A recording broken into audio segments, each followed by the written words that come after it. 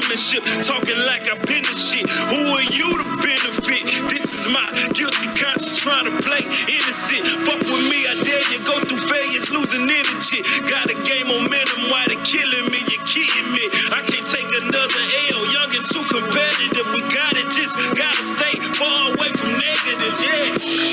Positive, positive, think positive. Every time that check come in, gotta deposit it. Every time them overs get counted, gotta deposit it. Every time that lick come in, I'ma deposit it. Yeah. Positive, positive, think positive. Every time that wall get built, gotta demolish it. Every time they come with that fake, throw them that modest shit. Every time you come out the negative, homie, honor it. Yeah. Positive, positive, think positive. Positive, positive, think positive.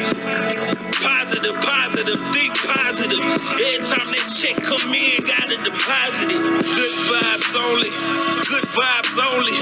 We don't want to listen to them hood rhymes only. Motivate me, make me feel I got a chance. I just want to sit in the field and feel like they got no hands. I just want my father to feel like he don't raise a man. Stop taking losses, we're out of town. Let's throw us some brands. Damn, all my niggas about to be millionaires, new veneers. I'm just smiling at these evil stares. Keep it player, stay prepared. They just want to scare.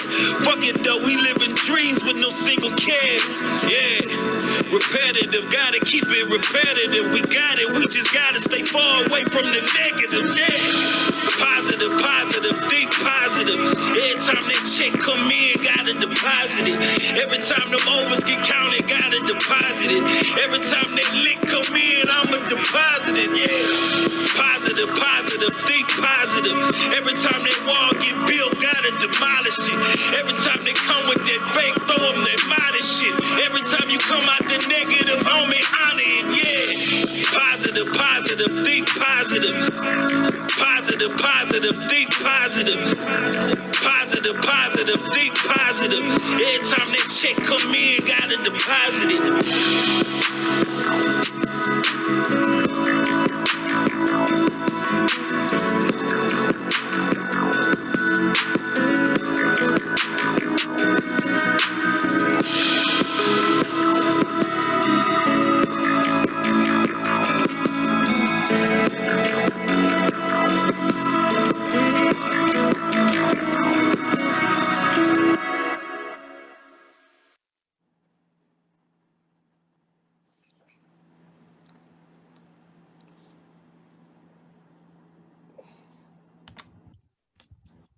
Hey y'all, welcome to the Rocky Road, a show hosted by me in association with Crowded Streaming.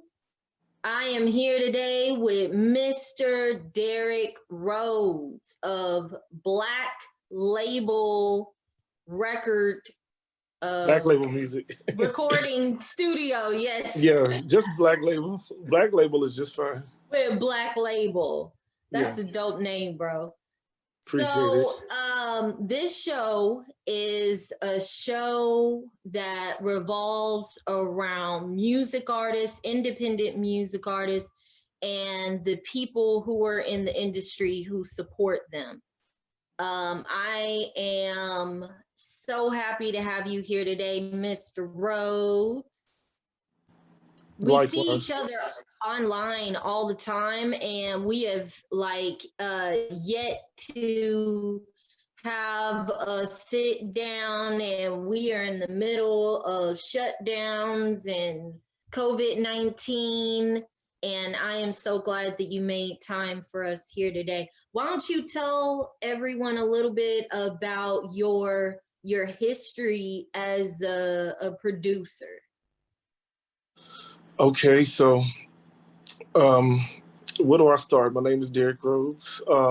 Start when you were a kid. What made you decide that you were going to be a producer and this was going to be your lane? The thing that made me decide that I was going to be a producer was The Chronic by Dr. Dre. I was like, man, how does he do this? Like, I didn't realize he did everything. I didn't realize he was recording the music, mixing the music, looping up the drums. You know, right now it's a more simpler time where you're using everything digitally, but before they were splicing tape. I'm glad I don't have to deal with none of that because it'd probably be so much money. But that project, when I was probably in the ninth grade, because I've been listening to it since I was in the fifth grade. But that project is the one that made me decide I wanted to be a producer.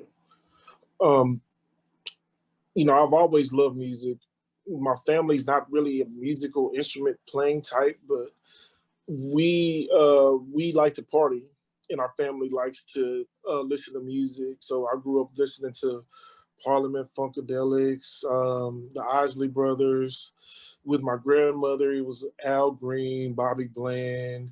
And my grandmother was actually pretty relaxed with the music. She would let me listen to whatever I wanted to listen to. She saw something in me a long time ago. She actually bought me a keyboard because I told her I wanted to do music. So, but what is so deep so far? Michael Jackson is an influence.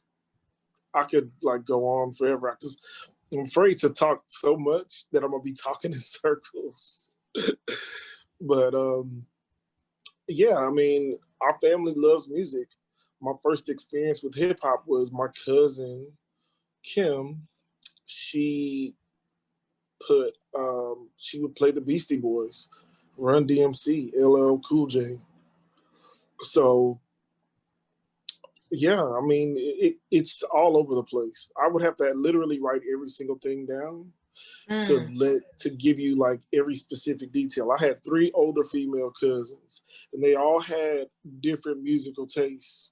So the cousin that I just described, she liked real raw hip hop, like the Beastie Boys, like anything. Paul Revere was like one of my favorite songs when I was a little kid. That was actually a song by the Beastie Boys on License to Ill.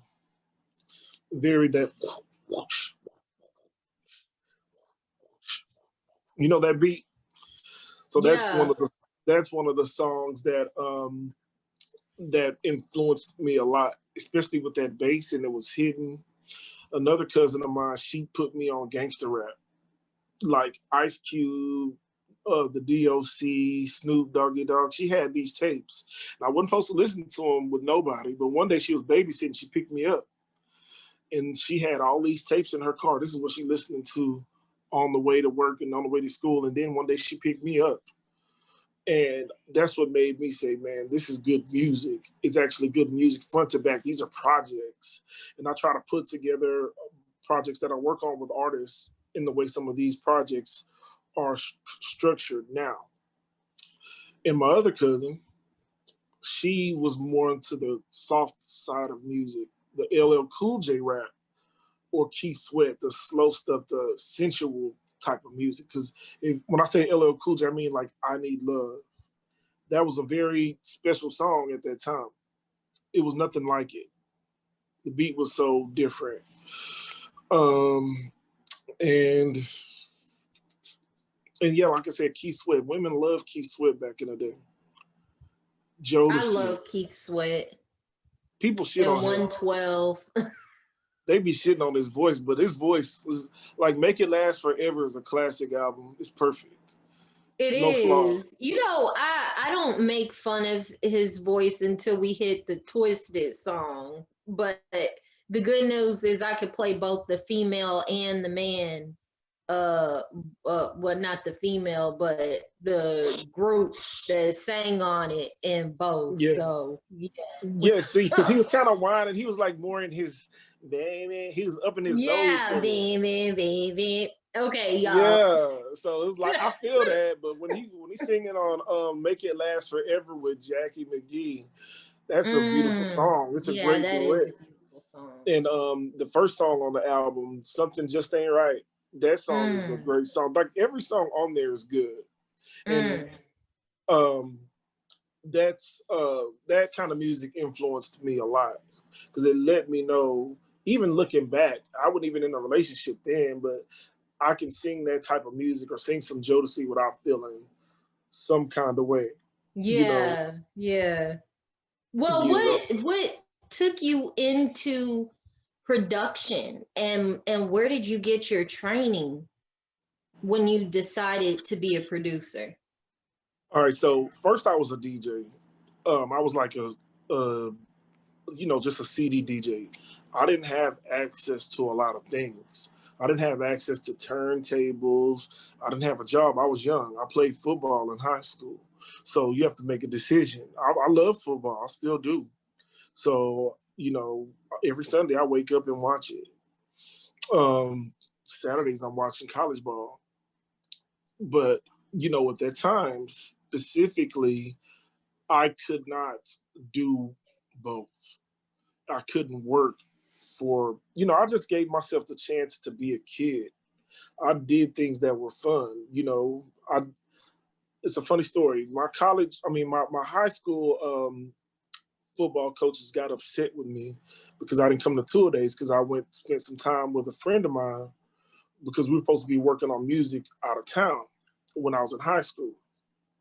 So they punished me by making me play JV an extra year because I didn't do tour days, which is understood because when you play football, you got to be dedicated. It's something that is you have to be intellectual. You got to have a high IQ. So that's how they punished me. They thought they were punishing me, but I've made, decent money making music. Not a whole lot, but I can make a living doing what I do, But back to the original question, I started off as a DJ. And from there, I was DJing a party for a cousin of mine out in Anderson, Texas. And, it's the country out there. It's just like freaking Egypt or something, but, it's in the dead middle of nowhere. One of my cousins out in the country, I went to his house. He had a program called Fruity Loops. So I started using Fruity Loops out in the country of all places. I had no idea how I was going to be a producer. I didn't even think that being a producer was going to be so difficult. I didn't know anything about MPCs or anything like that. I didn't learn about that until I started going out and seeing, going to the Guitar Center when I started buying buying Fruity Loops because I had to buy it in the store. I couldn't buy it online. There was there was online at the time, but I was not very internet savvy. I installed it at home. There was nothing to download at home. I had From to, Apple Store or yeah, Google there Store? was like, and I'll tell you like this, and I'm gonna age myself a little bit, but in 2001, I remember going to the Guitar Center on Westheimer and buying Fruity Loops in the box. That's how I had to do it. I actually put it on layaway because I was poor. You know what I'm saying? I wasn't How working. much was it? Do you remember? I think it was like 120 something. It wasn't expensive. It wasn't expensive at all. But my mom, she questioned me. She's like, "Why are you spending your money on that? Why are you doing that?" You know what I'm saying? So I'm like, oh, I've got to deal with this. I went and bought a computer. I made sure I got me a little PC that could run music on it. I was downloading MP3s, like buying sounds. They used to sell like sounds at the Guitar Center on CDs. So any of my drum samples and stuff, I didn't know anything about chopping samples at the time, like using a turntable to get your sounds into the sampler, none of that. I had to just basically do it my own way. And just, I didn't know anything about sampling, looping up anything. It was just basically using synthesized sounds that were in the program. There was no extra, how you can download new plugins and things and stuff now? I didn't know anything about that. I didn't do it. I was like, I ain't download nothing because the internet was such a new place that I was downloading things. I was getting viruses on my computer. Oh Jesus! It's been a journey. It's been a journey. It has been a real journey. But yeah, so I was introduced to production by my cousin on accident. It was an accident, honestly. I did not know that I was going to be a producer. My journey was never to be a producer or beat maker. I was going to be a DJ, and I was working in the meantime, working at Smoothie King and stuff like that, working at the Compact Center at Airmark, putting nachos in trays for people to come watch the Rockets and watch these Mary J. Blige concerts and stuff like that. You were still in the industry. And you know what? I sold my first beat a long time ago. It was like $200. So, and I think I overcharged that dude because I ain't heard from him. People ain't selling beats now for $200. They sell them for $50, and I'm out here, and that's not good. I mean, on a lease, yeah. I mean, did he get exclusive? Well, we don't really know for back then, right? It was like, I mean, it was what just, you do with it is what you do with it. Yeah, it was just whatever. I gave him all the sounds, but he never did anything.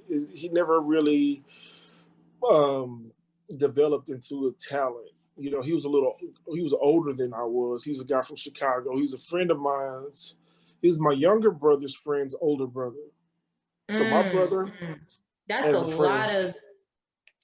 lot of long way down. Well, my younger brother, he actually went to West Side. You probably would know him, but he had a friend named Lance, and Lance had an older brother. The older brother is the one came by and he bought the beat from me. So, and that was back when we were on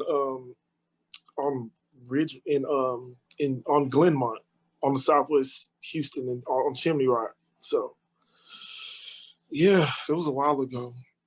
Mm-hmm. Man, there's so much that I could talk about, like. And even having a studio, this was not a goal of mine. It was something out of necessity. We actually started the studio so that we could not be in our parents' house while we bring our friends over to rap. This was for the artists. We weren't trying to charge people to rap. We were just doing it. We were paying for studio space so that we could get our friends over and we could start developing talent. And when I say we, my business partner, who was Rodney Crowder, we would just spend all night in the studio at our houses, and then we'll be up till 6 a.m. working on a mixtape, working on beats. We did so much in such a small amount of time. We went from working on our artists to spending time with Horseman. You know Horseman Records? Yes. Well, I don't know him personally, but yeah, I know of. You know of him? Yeah. All right, so we actually started working with him at his studio that was on West Park, right down the way from Scores, the strip club Scores.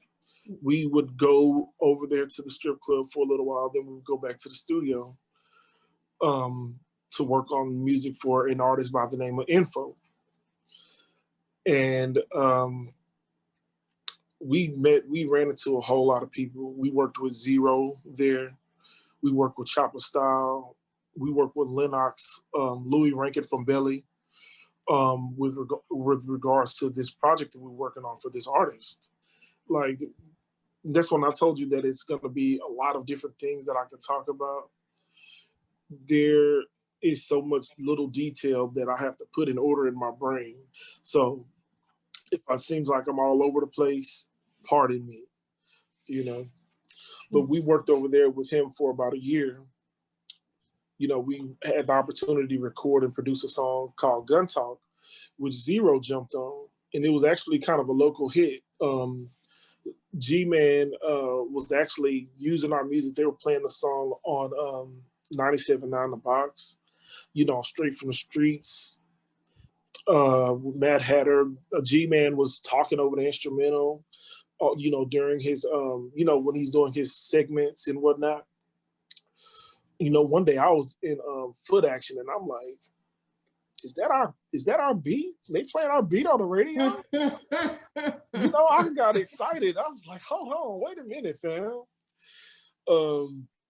So yeah,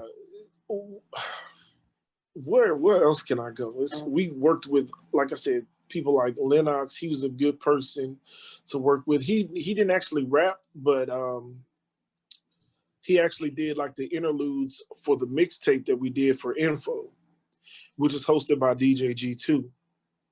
It's a very good mixtape, but you know, because of independence, you know, people operate out of fear a lot of times. So there was not a big full-fledged push with the project. And a lot of things just didn't line up. Like there was a time around 2006 where Zero had got out of jail for a short amount of time. And he went right back to jail. So he did that verse. And then I think he violated, and then he had to go right back to jail. So I think he was out maybe 2 weeks or something like that. And, you know, the funny story is we were actually getting ready to leave the studio the night that we worked on the song with Zero. We had already did the beat for our artist, but we stopped. We basically took the beat and gave it to him, to the guy Info. He had another verse on there. And Horseman was like, man, y'all pull up that gun talk, man. We were leaving the studio. He's like, what's up, man? Where y'all going? We was like, we finna leave, man. We were just getting ready. We just came up here for a minute. We weren't gonna stay. Then, you know, shortly coming right behind him, we was like, Zero. He was like, oh shit, hey, what's going on, man? Nice to meet you. He's like, hey, Duke. Because that's what people call me. They call me Duke or Big Duke. That's how people know me. If you know me, you know me. They'll call me Duke or Big Duke. So we were leaving, like I said. He was like, what's up, man? Where y'all going? I was like, we're finna leave, man. We're finna get up out of here. You know, because you get kind of burnt out from that same rotation. I had just got off of work. I was tired as a dog. I was working at Smoothie King. I was wearing my purple shirt and my Smoothie King shirt and everything. He's like, man, man, wait, I'm gonna need y'all, man. I'm gonna need y'all to work on this song, man. Go ahead and pull up that gun talk, you know. So this is my first time recording somebody that was not one of my artists or somebody that I was working with. You know, this is like a real rapper. This is like, I hate you, bitch, Zero. This is like a local legend. You know what I mean? This is like Slow Loud and Banging All in My Trunk, Zero. Like that was at his mixtape peak. You know what I mean? He was like on. But even though, and then his lure grew because he had did the videos from jail, and he was in jail. You know, I don't know if you remember that specific time. It was funny because I didn't know where he was at, but he came in real professional. He actually showed me how to record people that rap fast. You know, he knows how to count his bars. Everybody, that's something that's special. Counting your bars, everybody can't do it. You know, knowing the specific frame of the song that you want to rap on, everybody can't do that.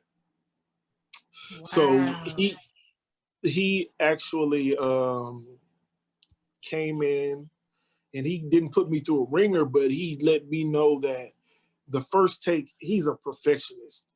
He showed me professional how to really record. And he's like, no, let's do it again. Let's do it again. And I was like, okay, that sounds good. Because this, everything I hear him on, everything, this is Zero. Everything sounds good to me. Right. But Zero, he was like, no, let me do it again. Let me do it again. Like he was trying to get those bars down. Then he would do 4 bars, stop, let the music keep playing, do the next 4 bars, stop, and so on and so forth. Because he was rapping fast on this particular song. And he was just like, you basically just filling in the spots. And it was real easy. And it's not like regular Zero. He's not singing on it. He rapping.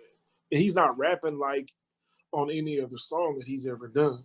He's not singing and doing his Rotha Vandross stuff like that.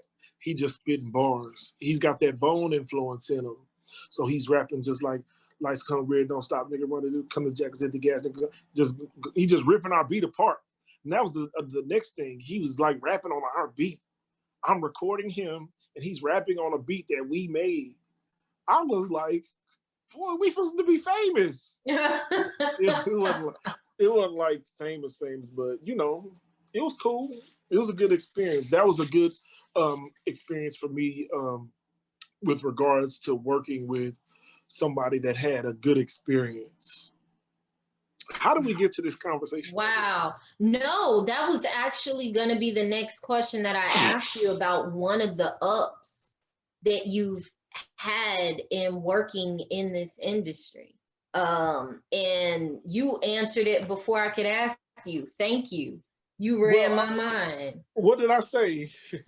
Working with Zero. Well, you know, it kind of led into working with Zero, but in addition to working with Zero was about 97.9,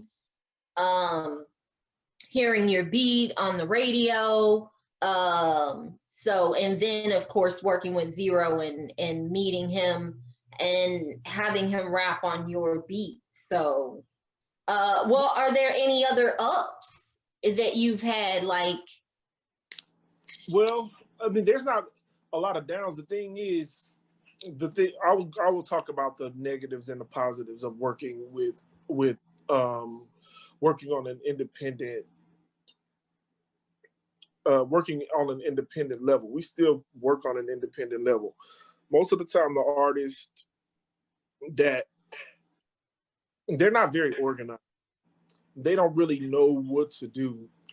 And what I mean by that, they don't know how to register their music. They don't have people that will educate them with regards to their publishing, sound exchange, ISRC codes, things like that. Those are things that are important to help you monetize your music.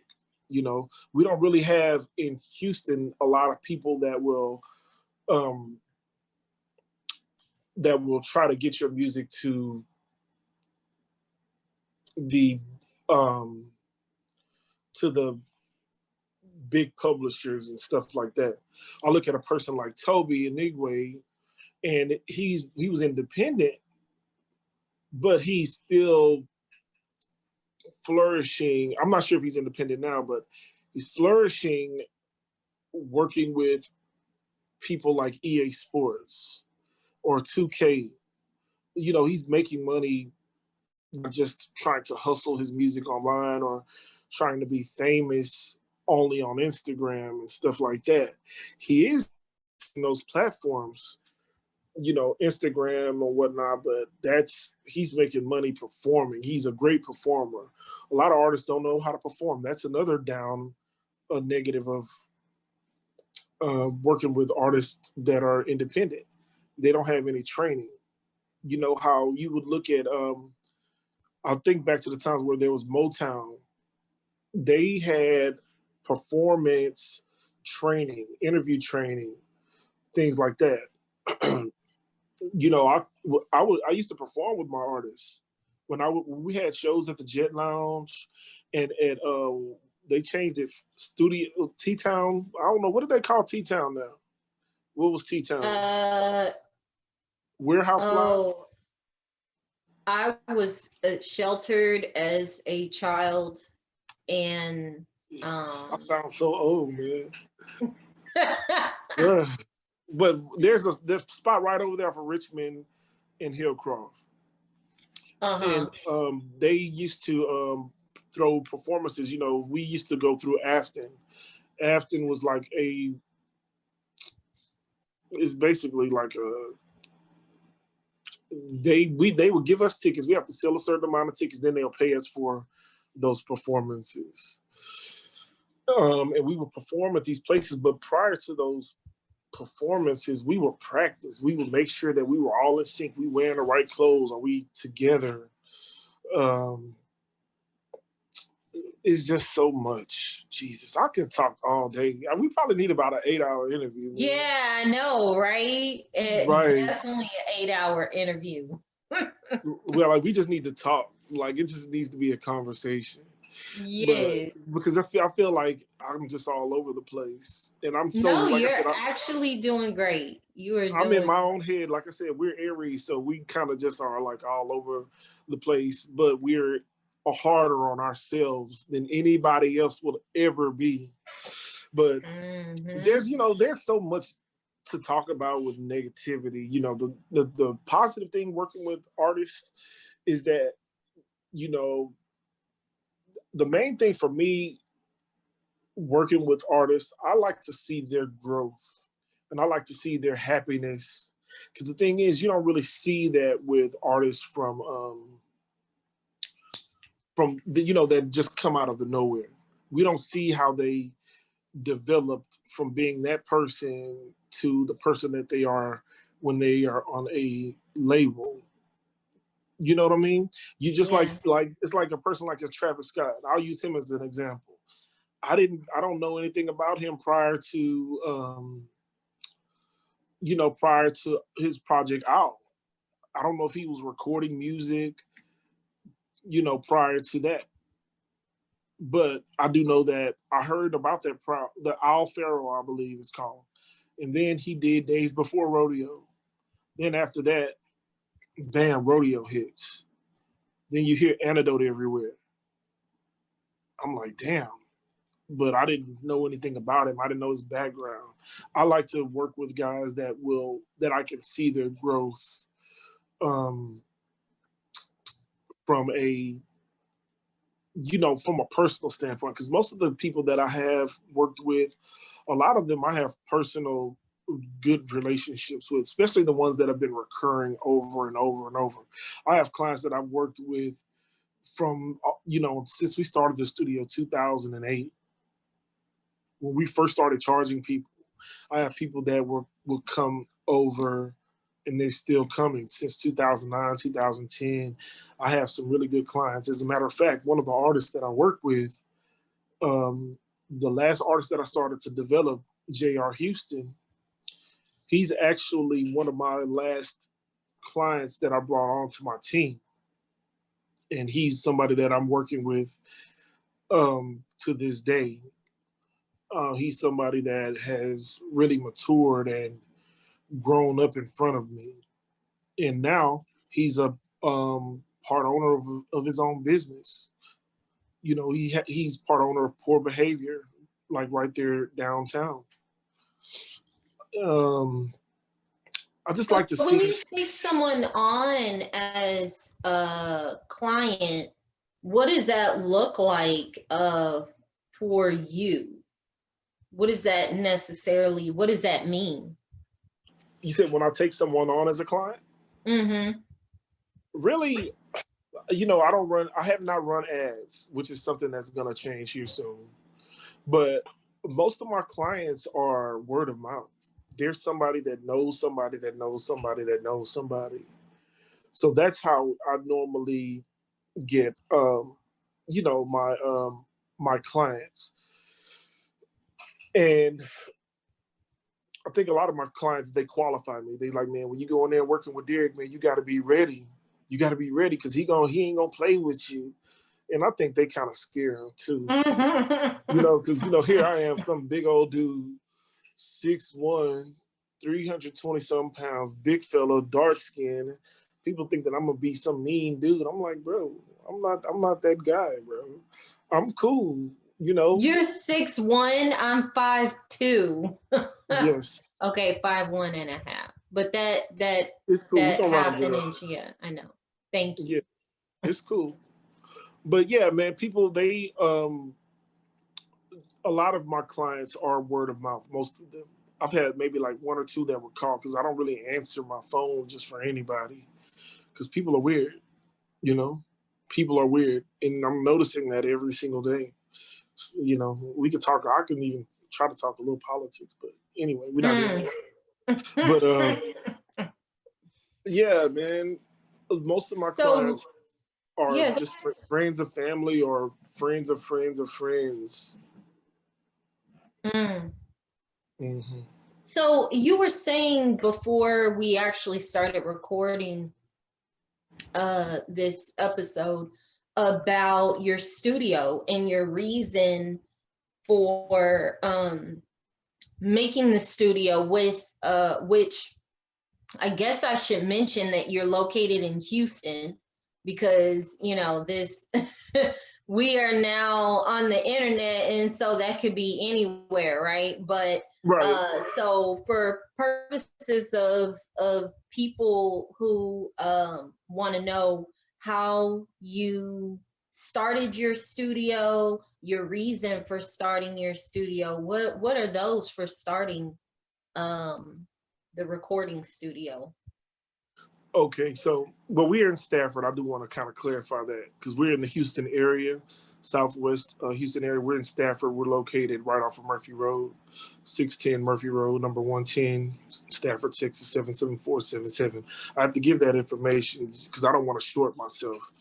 But and we're an appointment only studio. Be mindful of that. Don't just pop up over here because you're gonna get looked at funny.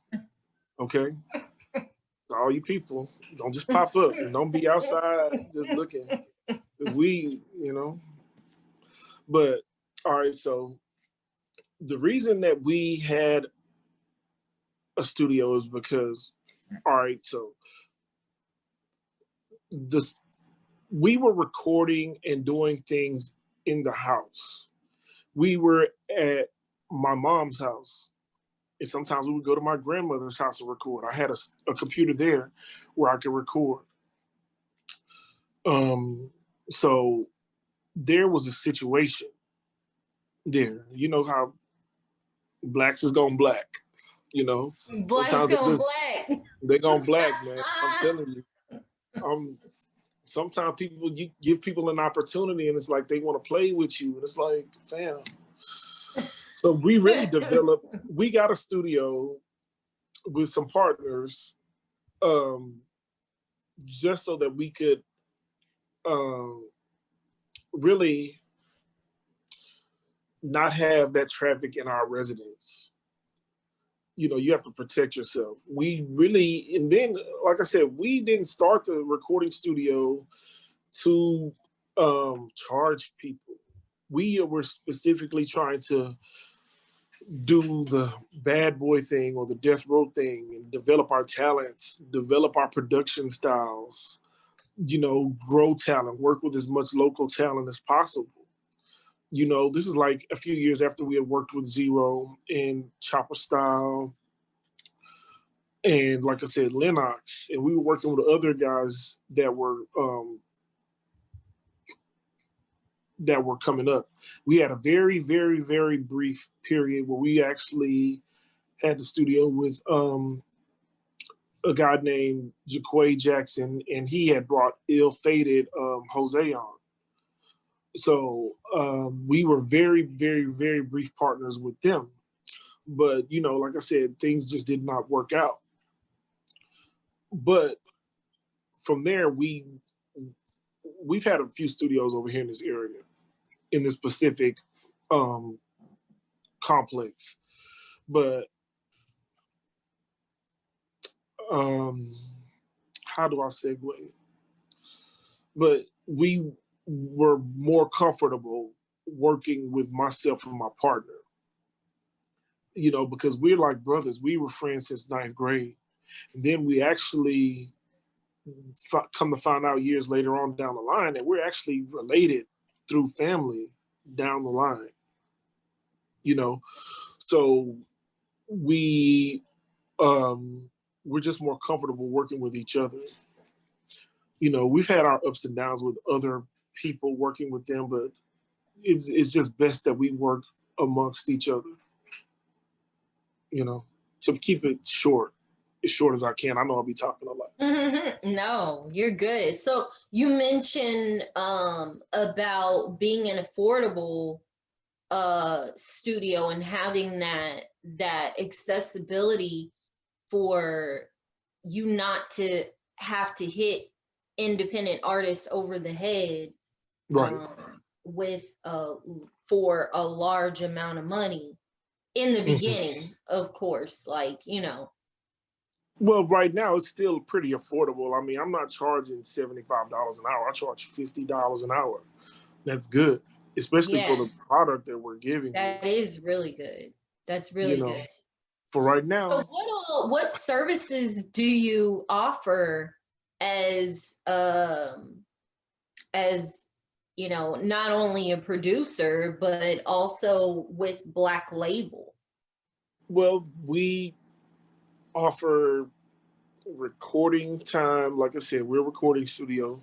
We offer mixing, mastering services, and we have to kind of gauge you to produce for you. I've worked with it. I've worked with artists like M's Up Milo. I worked on I produced 3 songs on his project Dickies and Chucks. I worked with the guy by the name of Easy Money Wop. Not sure if you ever heard of him, but I did a couple projects on his. I did a couple songs on his project called 803 Orange Circle, and they were actually recording here first. More specifically, why? Um, he was recording here like every 2-3 days. He was here in the studio. He was just up here. I'm like, bro, go home. He was up here a lot, but he was like, man, I'm trying to put this project together. I was like, man, maybe I can run something together for him. And I actually did the project for him. Well, recorded it, mixed it, mastered it, and then I did a little bit of production on it too. I did two tracks for him. I did the title track, and I did this song called "Winning" for him. So, and depending on other services you need, I don't do everything, but I have people that I'll consult with. Like, I'm not sure if you heard of a young lady by the name of Jock City Management, or Jacqueline. She works closely with me sometimes. So if a person needs like their split sheets done, or if they need to try to get their music registered, that's somebody that I'll reach out to. I'll lead the artist to her so that they can get their music administration done. You know, so she's not directly she's not a business partner of mine, but I do work through her to help artists to get that type of work done. But more specifically, I try to do the blue collar work here at the studio, which is the recording, mixing, mastering, even the singing part. I'll even try to help you to sing your part out. On Milo's project, on M's Up Milo's project, I sang on a song called M's Up Holds Down. Let me make sure, hold on, let me just make sure that's the name of it. Let me see. Yeah, it's called M's Up Holds Down. And I sang on there. I'm featured on the song. So I sing a little bit too. Wow. But I'm not just like no singer, you know what I mean? I can just do a little bit of holding a note. A little holding a note. Yeah, I feel like you're being humble. You know what? I'll say this. I try Go ahead, to sing that Key Sweat. Drop that Key Sweat note one time. Baby, I can't. baby, I know. Nah, you got me. Look at you. Nah, man. But look, I'll be honest with you. In the 8th grade, after football and basketball was over, I had to go to another elective. And the elective I went to, I chose. Well, I was in the band, but I couldn't afford an instrument, so they put me in choir. And from there, I didn't know anything about singing at all. I didn't know the notes, but I had a teacher by the name of Joanne Gobert, and she would get on the piano and do the E. Mm-hmm. So I would do that in the 8th grade. I'm in there. I'm like, it's a bunch of women in here. It's a bunch of these little young ladies in here. And my little 13 or 14-year-old self, I was like, okay, I could get used You're to like, this. okay. Yeah, it was just like me and probably 8 dudes and like 20 girls. And Wow. so I was like outnumbered in a good way, Yeah. you know. My girlfriend sat next to me because I was in the bass tenor section, and she was like right next to me as a soprano. So soprano, bass, tenor, and alto to our left, like if I was looking at you. But from there, this is probably 1995, 96. My favorite rap group of all time is Bone Thugs and Harmony. Oh, I've been going down. Okay, I'm sorry, that's They off the best. subject, but I've That's been going through their catalog. Like I've never actually, I have my favorite songs, but I've never actually listened to like all the way through some of their older albums. Back when they were Bone Enterprise, right? right.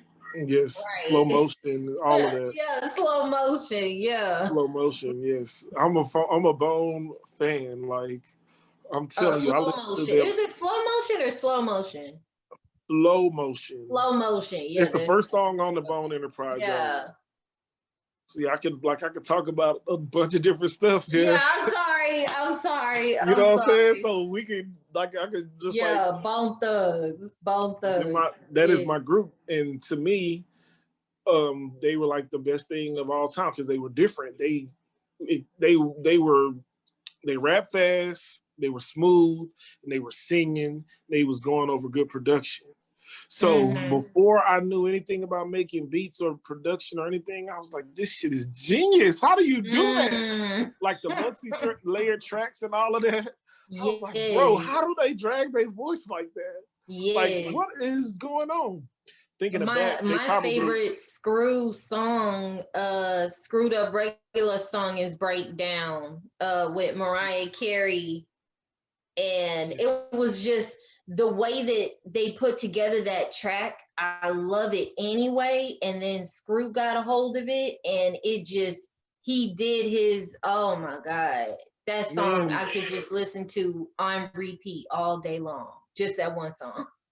You know what? I'm gonna say it like this. This is how strong Bone was, and I know people talk about Wu-Tang and Outkast, but even on DJ Screw's most popular mixtape, June 27th, the first song on there after Ice-T stopped talking is Crossroads, the original Crossroads.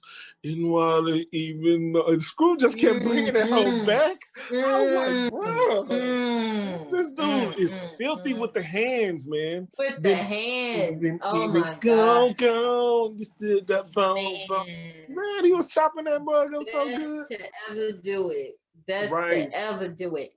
Man. I was gonna ask you, so at the time of this recording, we are not completely in the clear from COVID-19 shutdowns and capacity, gotta watch your capacity for everybody who's coming through. So how have you been able to navigate as running a studio, having some of that income have to come from running a studio, and what precautions are you taking for people who are coming in now? Well, I mean, for myself specifically, I have to be more than cautious because I'm like 3 times high risk. I'm a diabetic, high blood pressure, and a lot of, I'm just out here. So I have to wear a mask. I gotta have my hand sanitizer. I spray the studio, I spray the mics down, and I wear a mask. I have to make sure I'm protecting myself because if I don't, I'm risking my life, and it has slowed me down in the way that I'm not able to really get in here and have a lot of traffic the way I want to. A lot of the people that come in, they're repeats. you know, and some of the people that I love, man, that I've spent time with, folks that I've spent a lot of time with recording, like I was telling you about my guy J.R. Houston. He actually had family that had the COVID. So I had to kind of monitor the way I was spending time with him because, you know, I don't know if he had it or anything like that. And then the person that was in here doing my remodeling, he's a family member of mine, but he got COVID. You know, but he's okay. And I had another cousin that was like, he had sarcoidosis. The same thing, Crazy Bone has this. Bernie Beck had it, and that's what he died from because it makes your lungs weak. And this specific family member of mine was in the hospital for like 4 months. Wow. So I have to be more than careful with regards to it. So I'm spending more time by myself. People there, if they need to do something, they'll mail it in to me, they'll email it to me. And I still record, but I just take my time with regards to just getting people in here and trying to do everything. I can't run my business that way. Yeah. Because I have to watch out for myself. A lot of people don't believe it, but I know people that have lost their family. I've known people who actually caught it, and it's like, how do you not believe something that clearly people around you are getting? If no one around me was getting it, I'd be like, okay, well, I guess it's not hitting us. It's not. Well, you know what? The main thing that we can do, and I'm going to listen to the director of the CDC with this. I'm not paying attention to Donald Trump. I'm going to wear my mask, especially if you're someone that I do not know. And when I do have people come, you know, make sure that you're wearing your mask. You know, I have a little distance. I have like stools so that people can sit on the stools. I took one of my couches out of here because all of that breathing, and then I'm right here in the middle. It's like, bro. Right. Like, all that breathing. Yep. You know, so a lot of times I have to just do the right thing, clean up, spray down. And I'm looking at my place right now because I'm getting ready to have somebody to come through. But I make sure that I'm taking care of, you know, all the surface areas. I'm opening the door and closing the door for people so that they're not touching the knobs and all of that. Don't touch the microphone stand. Don't do it.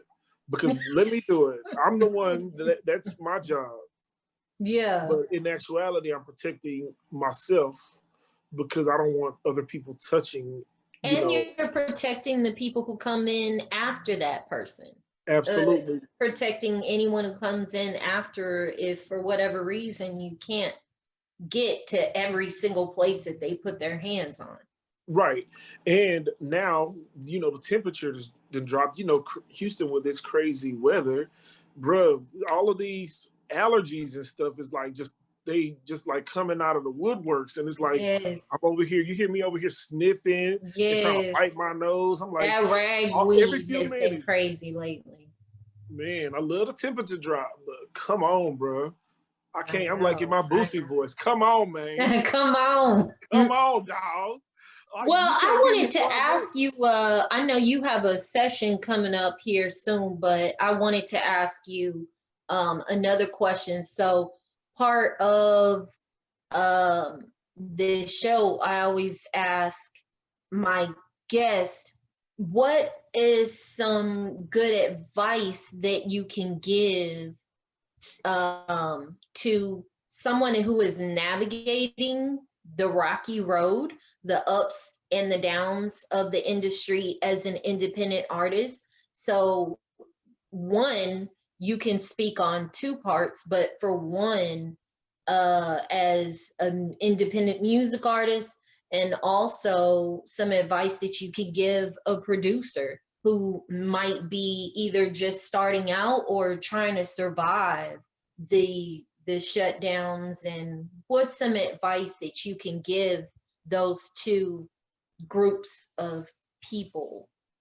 Well, one thing that I can always tell people is to be very aware of how you take in information. A lot of people are very sensitive. Like Erykah Badu says, I'm an artist and I'm sensitive about my shit. The thing is, I've had to learn growing. I'm a producer, but it don't give me the right to talk to people like Diddy and stuff. You understand? So be very mindful about how you speak to people. And I'll tell you like this because I used to work in a call center. It was not a call center. It was um, Blue Cross Blue Shield Anthem. And I would speak to providers all the time on the phone. One thing it taught me it was to be polite. Always say please and thank you to people. And I take that with me every single where I go. Excuse me. Just be very polite to people. Be nice to folks. Keep your emotions in check. That's something that people do not know how to do. They have a very hard time um, taking in information. They're very sensitive about their work. And additionally, they don't know how to reciprocate when someone is polite to them. You see somebody that, they get treated very well, but then they think that person that's treating them well is soft, which is not true. People just are polite. And if you want to be remembered and you want to be, if you want your memory to be cherished, then treat people well. I know a lot of artists that didn't do anything because they were just shitty individuals. They steal from the people that'll do anything for them. Make sure that you're taking care of your business. In regards to like a producer, I'll say as a producer, try to stay, if you can, and I'll just say this for our culture, period, Black people, if your parents allow you to, save up your money, buy equipment, buy it slowly, but save up your bread. Get as much money as you can because you don't know what's going to be the next thing that's going to happen. I hear a lot of talented producers that they they don't really know how to make their music sound good because they haven't been taught. So invest in yourself. It's I could talk so much about just making personal investments. Even over the pandemic, I took another mastering class to learn how to master at a very professional level, not just putting a limiter on the master bus. Invest in yourself, invest in your microphones, invest in your speakers. And I'm pointing at this stuff because I'm just looking around my place. Buy things that are going to help you. Um, what else? What else advice can, just be receptive as well. I was not always good. I don't know if you ever heard of this guy named Muhammad 2G. You heard of him? Okay, so he's got this song called Don't You Go Nowhere. The beats forever. Now, a guy that was my manager at Smoothie King, he was managing him. Very good producer, awesome. He worked with Whitney Houston. He did the song called Why You Looking at Me? Don't Be Mad at Me. This is a song about Whitney Houston. And this song has little Offset dancing in the video. So it's called Why You Looking at Me by Whitney Houston. Go check it out. It was produced by Muhammad 2G. But he gave me some very, very solid advice. And I took that and I made sure that I wasn't sensitive. He said, make sure your beats are good, like the drums are good, but make sure you're putting music into your actual production. And there's a difference. There's good music, and then there's like off-key music. You can just have a bunch of keyboard sounds out here just thrown together. And that's what I was missing. I didn't have good music. So what I did, that's why I got with my business partner. We had been friends, but I didn't know that he played the piano. So he would play the keys on the music. And that's how our relationship has built over time. Like if we need to get in here and work on something specifically, he's gonna come in here, bam, he's gonna hit those keys on the keyboard. And as soon as he starts working, my brain is programming drums. My mind is already working. It's like we can kind of feel each other. It's like we're together, but we breathe in the same breath. You feel me? If that's the way I could describe it. You got to be on the same frequency as the person that you're working with. So be receptive. If I don't like something, he doesn't take it personally. You know, don't be overly sensitive about things, man. When people say something, they're not just saying things just because they're going based off what they first hear. Everybody didn't like Bone at first. Everybody, I'm sure they didn't like Outkast. I still have my issues with Wu-Tang. I don't like them niggas like that. They got some good songs, but yeah, I'm gonna stop right there with regards to going in on these guys and who people think are the best. Yeah, I could I really need to do my own like special guest or my special list, like who's the best rapper who's the best top 5 albums in your playlist, Yes, but I'm gonna stop right should. there. I'm gonna stop. I mean, when I say I'm gonna stop right there, it's just like I'm not gonna go in how I want to. Right. Because I know I could really talk for like 2 hours, 3-4 hours. My battery is gonna die. Oh no. And like I said, I know you have a session coming up here in a minute, but I just want to say thank you so much, Derryk, for coming on the show, for investing this time in between sessions. And I really do appreciate you for what you're doing for independent artists and their communities. You know what? I really want to do more. I want to be more available, and I appreciate you giving me the opportunity to actually get here and talk. This is my first time in a long time actually doing an interview. I'm actually getting ready to prep myself to put myself out there a little bit more. Because like I said, we've been pretty much word of mouth. But it's time for me to put the pedal to the metal and really go all the way in. This is the perfect year for it. It's right. the perfect year for it. Right. And I'll say it like this. I was actually working up until February, so I was still staying busy. All of the time, all of the things that I made mention of, working with Milo, working with DeLorean, this is stuff that I was doing during the week after I get off of work. You know what I mean? After I get off work, I would come up here and start working with this talent so that I could it wasn't just the extra money. I just need to keep my tools sharp. Working with artists makes me better as an engineer. So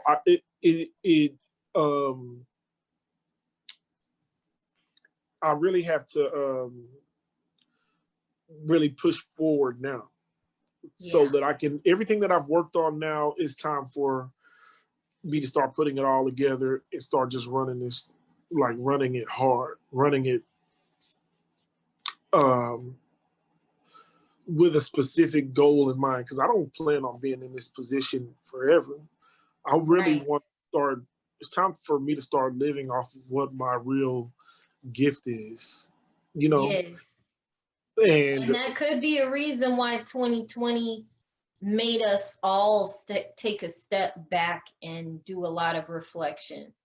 And that's what I've been doing. That's the reason that I did all this, because if I was working, I would not have had time to do all of the changes and stuff to my studio, to make the actual investments. Because a lot of it's not about the money most of the time, it's about the time. It's the time that you have to do it. And I know you asked about the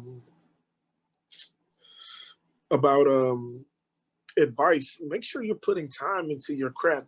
This is in artists that are really wanting to do this. You have to grind it out.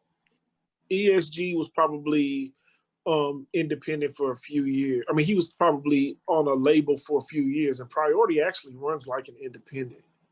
You know, they just basically give you that push. I know he was on Priority when he did Sell in the South. Is that right? Yeah, yeah, I think so. All right, yeah. So he did Sell in the South, but prior to that was Ocean of Funk.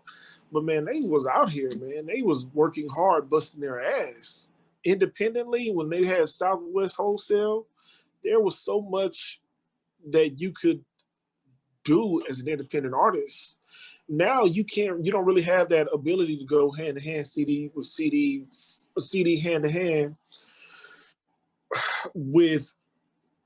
And then they just were like in a pocket. I don't know, man. They was like you talked about Derryk, like with Fat Pat, man. That is probably the best Screwed Up Click album of all times. That Ghetto Dreams. That's, man. They were like in a pocket, man, and it was good music, and that music was so good that it's still good today. I could talk about the time I met Screw, man, but I'm not gonna keep on. I could just talk about a bunch of stuff, man. Well, you're gonna have to come back for part 2. Man, You're for gonna real. have to come back for part 2, for real. I'm gonna have to really like write down my answers for you, so that I can kind of like keep a timeline. I really should start writing a book. I don't know who's gonna want to hear the story because I don't have no fans. Yes, you do. We all have fans. Yeah. All of us on social media and in the music industry have fans. All of us do. Yeah, you're right. But it's time to start really telling our stories. Yes. And I'm ready. Yes. But yeah, I gotta be more, my brain is like everywhere. No, it's all good. And like I said, thank you so much for, coming on here, dropping this knowledge for both independent music artists and producers.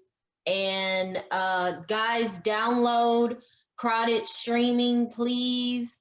The app for independent music artists, Black owned. They pay for your streams. And yeah, how does one get the music to them? Yes, me and you, we're gonna talk. Like, I'm gonna make sure that you get all of that information right after this. I'm gonna need it because I'm ready to start dropping music again as a producer as well. Yes. So yeah, it's time. What I'm gonna do? We're gonna exchange information for sure. I'm glad that you had me on. Well, actually, I want to, make sure that people know how to contact you directly if they want to book a studio session with you, or check out anything, or even, reach out to you for advice.